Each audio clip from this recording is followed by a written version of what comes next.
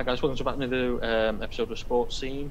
So this is we're going to be speaking about the games on the weekend. I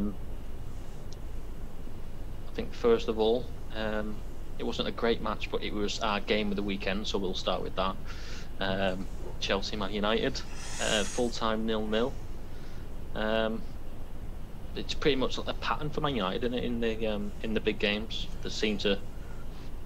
They've been drawing them 0-0, and I think the only game that I can think of would be the Arsenal game where they lost 1-0. But it just seems to be like a bit of a pattern with Man U, doesn't it? It does. We seem to. I don't know. It's like, saying from the game, I can't say we set up for a draw because we obviously did. We did go forward, but yeah, I think like we're so scared of overcommitting that we undercommit in a way, and that's why we end up with a lot of 0-0s. Like, you'd rather draw 0-0 than lose type of thing at the expense of the win type of thing. Yeah, I mean there was a talking point during the game. Was the VAR check for handball? I personally thought that it would have been given. Same. Looking at it, I think it would have been harsh to give it, but because of those type of decisions have been getting overturned all season, so you expected it to be given, if that makes sense. So I thought that it was going to be overturned and be a penalty personally. So I was a bit surprised when the referee said no. But what was your view? Yeah, for me it was like, that's not a natural position for the arm. The arm's away from the body, and it's hit the hand, so it kind of has to be a penalty. Like you say, it would have been a harsh one to give, but I think it probably should have been given. It's just the rules now, though, isn't it? Exactly. So, yeah. Although it's harsh, it's still handball. They've been giving them, so you need to stay consistent, in my opinion. So it should have been given for me. Yeah, I thought something that went amiss, like I said to you guys in the group chat, was when Fred fouled Mason Mount, there was definitely a kick out, and nothing seemed to have even been mentioned in the commentary or anything about it. No, we're seeing that he kind of went to kick out at him. Yeah. And then something must have clicked because he stopped and then went to hold his leg again. Yeah. So I did see it, but obviously no one else caught onto it or. It's not been a great weekend for VAR, has it? Let's be honest. No, it's been shocking. Yeah. Absolutely shocking. I know there was a bit of I'm not sure if you've seen the Luke Shaw's post match interview. No, I missed it. Well, he kind of came out and said that he heard when it was getting checked for handball, he heard the referee say to Harry Maguire, "I'm not going to overturn it because it's going to be a bit of a talking point after the game." Well, and he said it live. He said it live on telly. Yeah. So whether that was the case, why it wasn't overturned, because of obviously what happened with Brighton, whether they didn't want another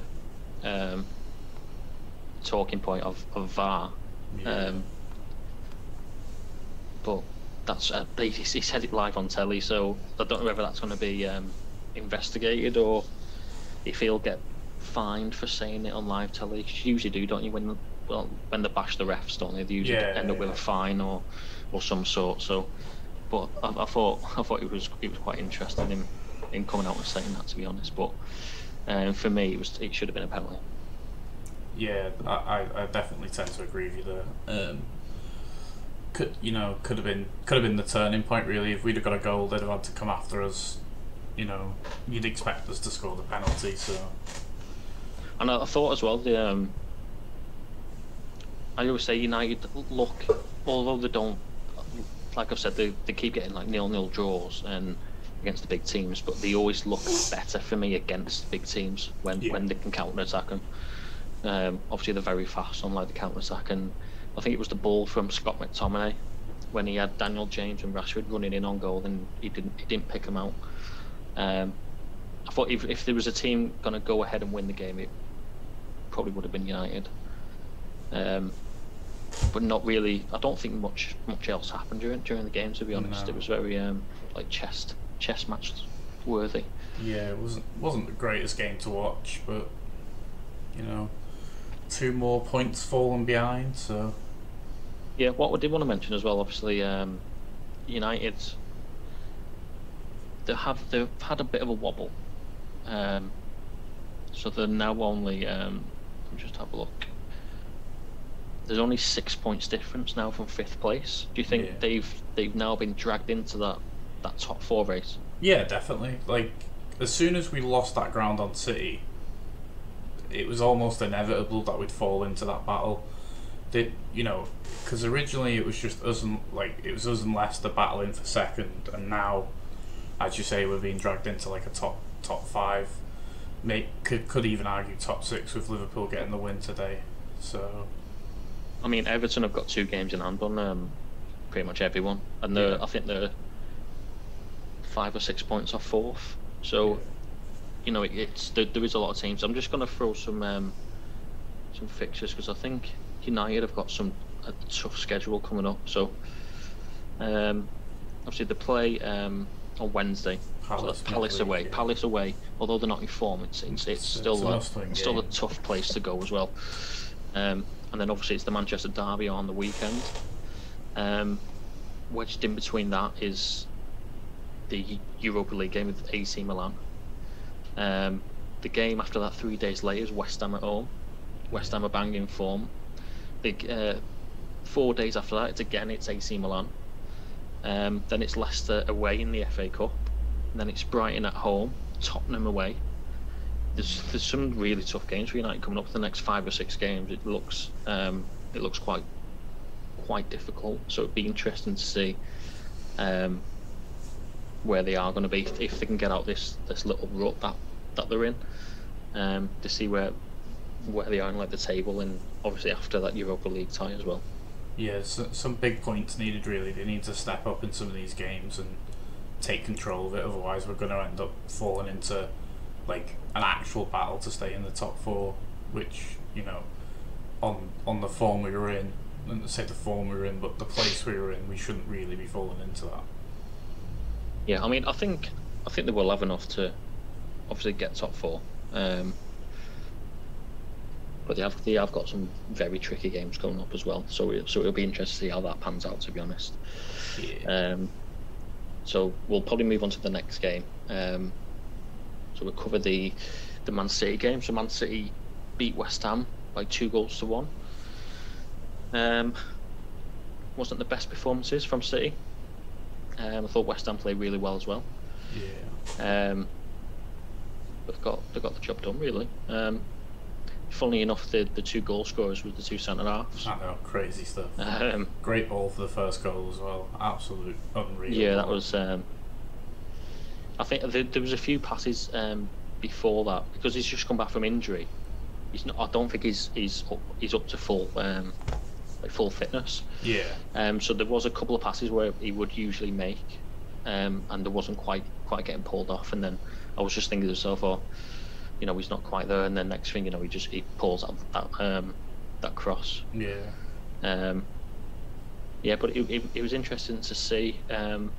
Obviously, the second goal, Diaz scored the first. John Stones scored the winner, and it was interesting because usually when we have like a set piece, your defenders will come up for the set piece. When it gets cleared, they're bombing back to get back. Yeah. Interestingly, for City's 2 goals, that didn't happen, and the centre backs stayed up. Even when we retrieved the ball back, they stayed up, and then obviously we scored the 2 goals as well. So that was a little bit weird to see. Aguero looked not fit at all still. Yeah. I know he's had a long time injury and COVID and stuff like that, so he didn't look fit at all. But I'd say he got, I think it was an hour, 65 minutes under his belt. Yeah. But again, like I said, City didn't play well, but they got the 3 points, so can't really complain. Yeah, I did think West Ham put up a good fight, and obviously they had that chance late on with the header across goal. If he could have the other guy that Yeah, started yeah. his run so like ever so slightly later, maybe. But you probably deserved the win. All in all, like West Ham played well, but City were probably money for the win. So But Jesse Lingard played quite well. yeah, it's Um, interesting how players leave United and then just start playing well. well, interestingly enough, I checked the Inter Milan score before. Did you see it? No, The won 3-0. The goal scorers was Lukaku, Darmian, and Sanchez. of course it was. Why does that not surprise me? So I was just like, and then obviously, like you said, Lingard has gone out alone, and he seems to be back to where he was like a year ago, year and a half ago. So Yeah, um, it's interesting. But it's like he could come back to United next season and be fighting for a place. But I think West Ham want to try and keep him on a permanent deal. I think they said yeah, so. I think they might have done. It'd be interesting to see if United are willing to let him go or keep him. He's like 28 now as well. Yeah, So I'm guessing he's going to want to be playing regularly as well, which I don't think he will at United. no, I don't really see a spot where he starts unless he starts lighting the world on fire. Really. Yeah, I mean, there wasn't many talking points from the City game. I say West Ham played well, but I think, like you said, City probably deserved it in the end, although there wasn't at the best. I think Guardiola said that in his post-match. He said after about 10-15 minutes, he said he knew it wasn't going to be a great performance. They just needed to get the 3 points, and Yeah. that's pretty much what they did. So, I mean, probably I don't know whether to say the shock result. But Arsenal went to the King Power Yeah. and beat Leicester by 3-1. I think I went with What Arsenal. did you make of that? I think I went with Arsenal, to be honest. I don't know why. I just had a feeling that Leicester was just dropping off. I know when we discussed it, we thought that we might see like a bounce back from the poor midweek from Leicester, but it seems like, if anything, all we've seen is like a resurgent Arsenal bouncing back after, well, not bouncing back, but riding the high of the midweek game. To be honest, Yeah. I thought Arsenal were played pretty well from what I saw of the game. Good finishing. Yeah, I think the first when they went 1-0 down, it was poor defending for me. They It was literally just terrible. let They him ran run away in on from it. goal. Yeah. And I just thought Leicester are going to bounce back. It looks like they was just going to bounce back with a win because Yeah. they're better in the Premier League than they are in Europe. But that just wasn't the case. So, but my worries for Leicester, if I was a Leicester fan, it looked like they were going to cement top 4 last year. They were miles ahead, Yeah. and then they just fell off near the end of the season. So we've 12 games to go, 13 games to go. Is that going to happen again? Because they look like they're out of form again.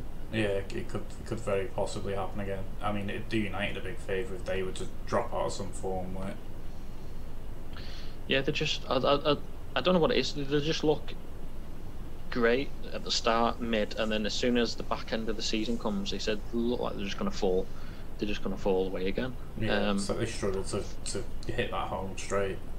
Yeah, it's weird, but like I say, it could be the teams probably below them and around them will probably be hoping that they probably do fall off. Obviously, like your West Hams as well, because they look like they're not going to drop off because they look really good. But yeah, I thought that they would bounce back, but it wasn't what I thought it'd be. And credit to Arsenal. I think the subs for Arsenal worked again as well. Yeah. Same as in midweek, really. Yeah, I'd love to know because I don't know any Arsenal fans personally, so I'd love to see how they feel about Arteta. From the outside perception, it seems like it's 50-50. I'd agree. Yeah, they do. There's like quite a love-hate relationship. I suppose, like any club though, if he's getting a couple of wins, then he's gonna win more of them back. But there has to be a few out there that just want him gone at this point. Yeah, it's got the kind of feel of like the Ollie thing, because I feel that his job was in serious if he would have gone out to Benfica. and then that's kind of what Ollie's been through a couple of times, and then they've just gone win, win, win, win, win, win, win, and then it's kind of always job safe. Yeah. And that's what it kind of feels like with Arsenal now. It's they've got the late goal gone through, and now they've gone to Leicester and won. So it'd be interesting to see if they can keep that going now, to be honest. I mean, I don't think there was many talking points on that either, like with VAR or anything like that either. No, there was a penalty, not but that I can I'm pretty think sure of. it was that was quite an unnatural position. The way his arms were way above his head. It was a bit like the Kimpembe one against United. Yeah. I don't think there was any major issues with that. I mean, the only other game that we highlighted was the Sheffield United Liverpool game. Yeah. Sheffield United 0, Liverpool 2, so that was quite comfortable for Liverpool in the end. Do you think that kind of resurges them now for that top 4 battle, or do you think it was? I don't know. I know it was against Sheffield United and the bottom of the league, took badly out of form. Yeah. Looked like they're going to go down with really low points. I think they got 11 points this season, but yeah. I mean, every journey needs that first step, as they say. So now, can that win spur them on? Like, that's the big question. I suppose we'll see the answer in the next game now. Like, do we see a Liverpool come out and be like, right, come on, we can do this? Especially with the fact that they're not that far off the top 4, really.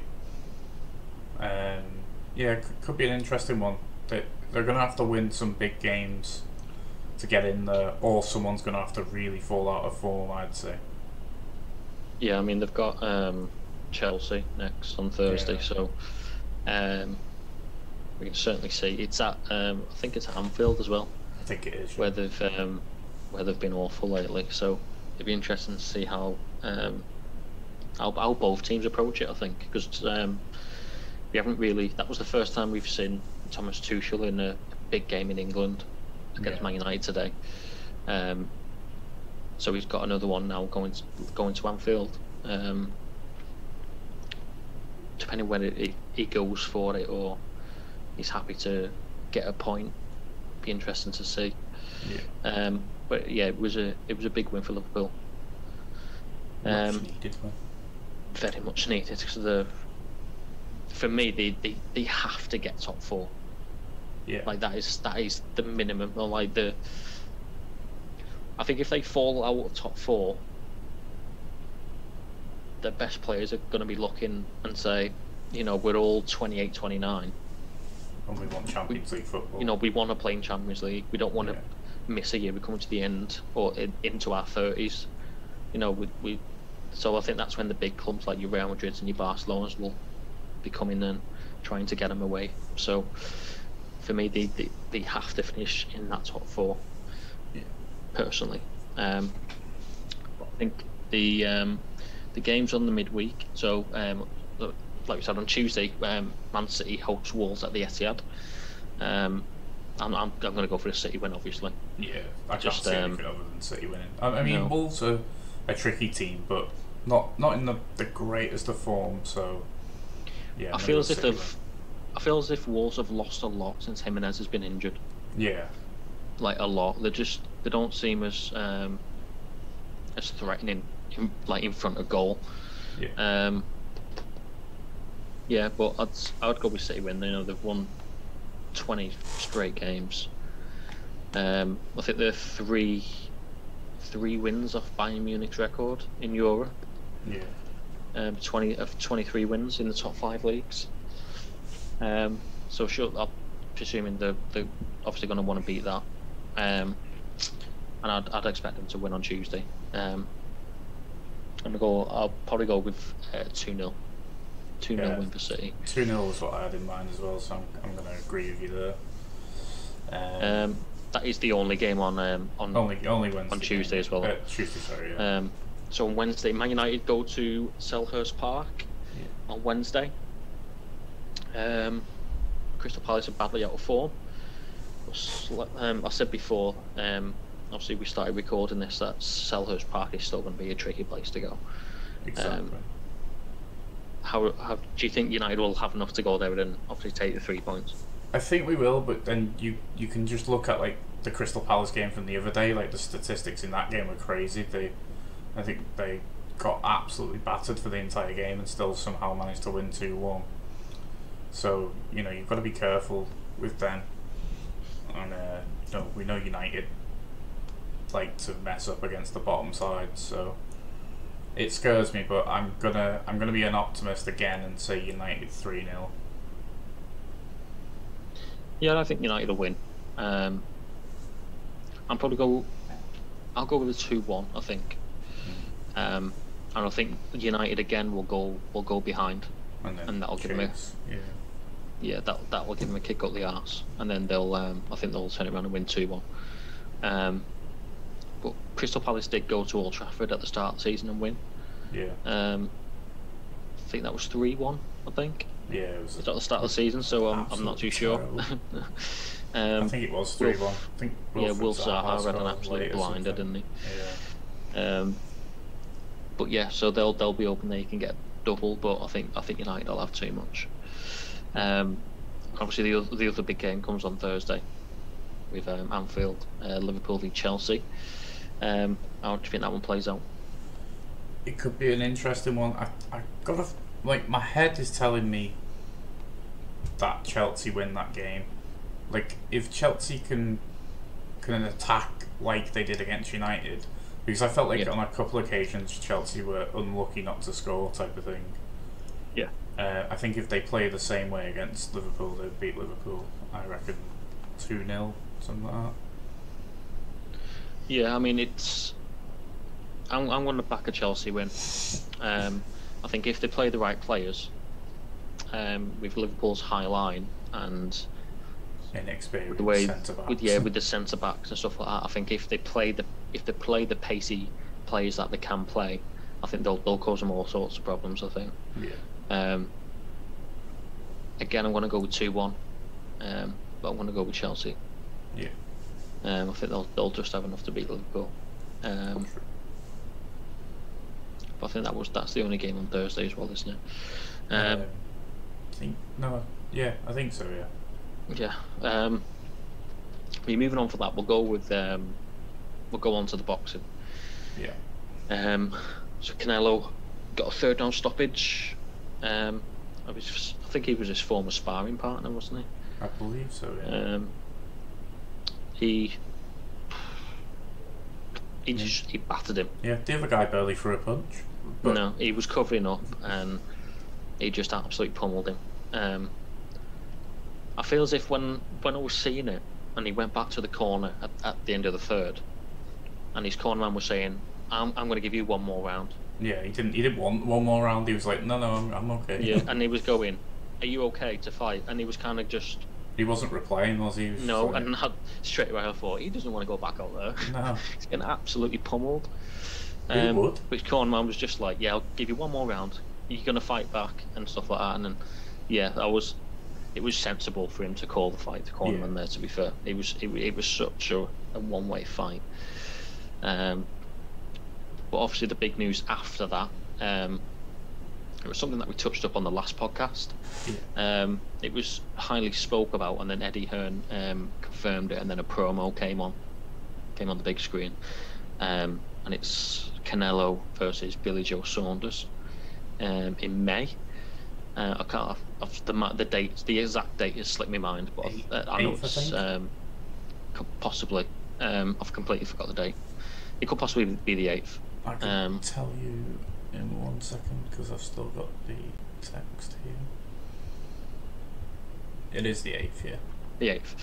Yeah, so on the 8th of May, it'll be Canelo versus Billy Joe Saunders. They've not yet confirmed the location, but I've watched the Eddie Hearn interview after the fight, and he said it could possibly be in Las Vegas Raiders' stadium. He's in talks with them, and Dallas Cowboys in their stadium as well. So they're possibly the two. So that'll be interesting. I then watched a podcast, an interview with Billy Joe with IFL TV. and he said his weight right now was like 14.8, so he needs to lose about 3 stone. Jeez. But he said he should be fine. He said it's going to take about 5 or 6 weeks to lose it, and then he'll have a further 3 weeks, I think he said, to put a plan together to beat him. Yeah, because we're almost in April now, aren't we? So it's just over 2 months away, pretty much. So that makes sense. Yeah. So that's his plan, pretty much. I think it'll be an interesting fight. Like I said in the previous podcast, I think Billy Joe steps up in the bigger fights rather than when he's fighting someone he should win. He kind of just goes through the motions. Yeah. So it'll be interesting. Because obviously Canelo is possibly right now the best fighter in the world. Yeah, half a pound. So Billy Joe is undefeated as well. I know Canelo's had that 1 loss against Floyd Mayweather. 2 losses. I think 2 losses. Yeah. I can't remember who else beat him, but it was early in his career, whoever it was. Yeah, I know he fought Mayweather really early in his career. He's such a better fighter now. That fight would have been interesting if obviously Mayweather. I think Mayweather's too old to fight now. So he's nearly like mid-40s now, isn't he? He's not going to do that. I think literally to 45 the other day. Yeah, if you could keep Mayweather where he was when he fought him, but have this Canelo, that would have been a unbelievable fight. Yeah. But yeah, I think who would you back in the Canelo and Billy Joe fight? It's hard to back against Canelo. That's the problem. Like, as good as Billy Joe is, it's just hard to back against Canelo. Yeah, I think. I think the sensible decision would be to back Canelo, but I'm going to back the British guy here and say. Wait, so what you're saying is, but I'm not sensible. No, I'm not. I like to go against the favourite, and because he's English, I'm going to go with Billy Joe to go and get an upset. Okay. The only issue is, I think he's going to have to go there and stop him. Yeah, you do. I don't think you outpoint Canelo, do you? Not in no. It's the same as. I feel as if you fought Mayweather, you're going to have to go over there and stop him. Yeah. I don't think you're going to go like that. The proof's there multiple times. Especially, I always go back to the Fury Wilder, the first fight. Yeah. Like, apart from the rounds when Tyson got knocked down in 2 rounds, he pretty much won. He pretty much. It was a one-way fight, but they had it down as a draw. Like, mind blown, and so I think he will have to go there and stop him, and I think that's the issue. But is it even possible? The man's a machine. Yeah. I mean, but I will back him. I'll back him to do the job.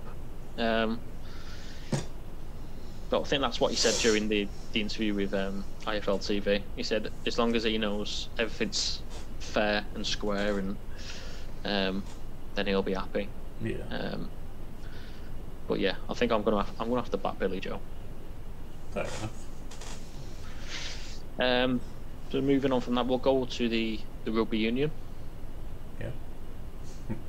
Not that I want to, but I will. I mean, yeah.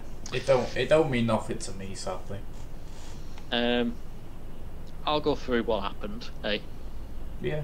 because it was a bit of a farcical. First of all, we'll go with the early game. So Ireland pretty much had an easy day against Italy, like most teams do. Yeah. They beat them 48 points to 10. So they're back on track. And go into the game at the Millennium Stadium. Wales beat England by 40 points to 24. With I've got to say it, but it was an absolutely awful performance from the French referee. It's absolutely awful. So basically, Wales' first try. Wales had the ball, but it wasn't in play, if that makes sense. So England set up, so they had the line. And the French referee says to Owen Farrell, gather up you guys and have a word, because they were conceding quite a lot of penalties. So he gathers them all under the post, and then Wales take it quickly and kick it all the way to the corner, and they just catch it and put it down, and the referee says, "Oh no, that's fine." So there's your first issue. I think it was Wales' next try. I think one of their guys broke through, dropped the ball, it hit England's player's leg, and then went forward, and then the other Wales guy picked it up and obviously put it down for the try. As soon as the ball was dropped, the Wales player looked to the skies and was like, "No, I've dropped it." They should have got a try off it, and he was like, "I can't believe I've knocked on." And then the referee went to obviously the screen and said the on-field decision is try, and everyone was, "What?" Usually when it says the on-field decision is try, there needs to be something vastly wrong for him to overturn it. Yeah. So everyone's like, "What? Like what the fuck?"